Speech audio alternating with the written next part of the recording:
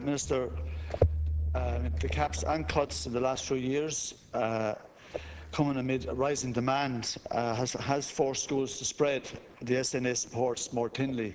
And in 2010, there was 13,000 children accessing it, and that's gone up to 15,000.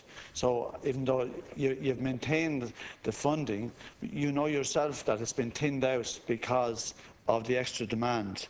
And one parent, Minister, actually wrote to me recently from Wexford and said that parents have lost all faith in the Department of Education.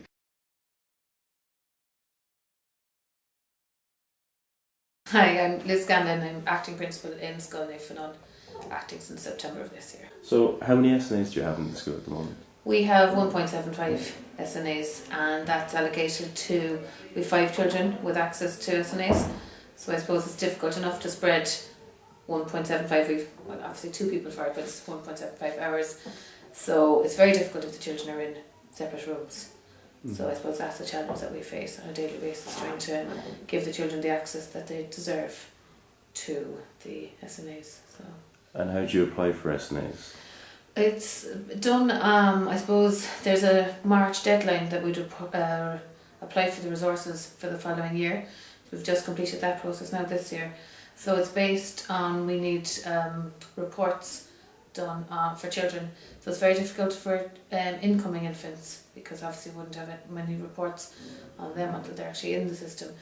But so there are a number of forms that you have to fill out, and I suppose the criteria is being narrowed every year.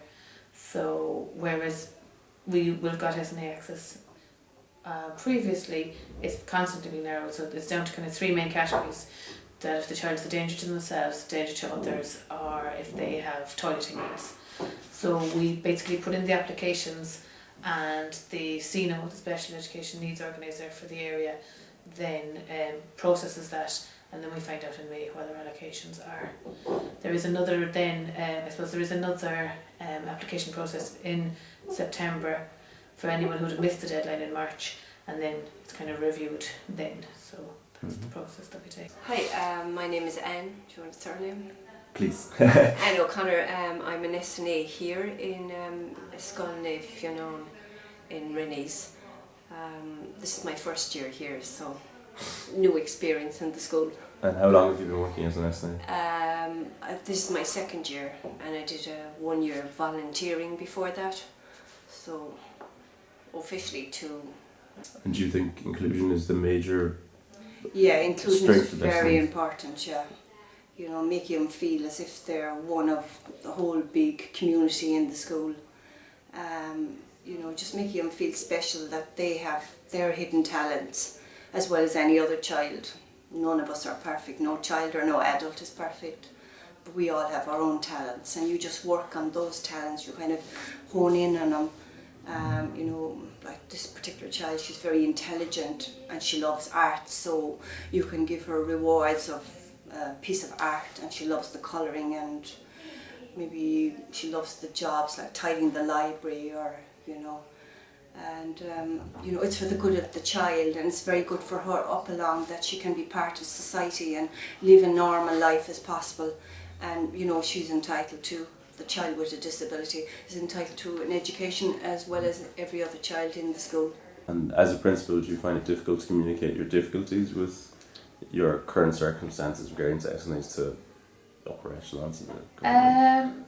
You would do, yeah. You know, you kind of feel there's no real point. You know, well, you do, and you put in your case. You know, so we've put in our forms now for this year, and we're hoping we'll get access. And I suppose we've more children coming in next year who we know will need SNA support.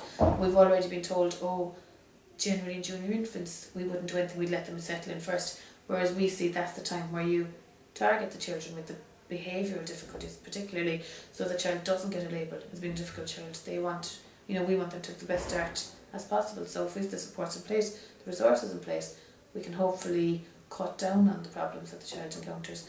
And we're trying to communicate that to the SNOs. Now they're listening, but I don't know how much they can do.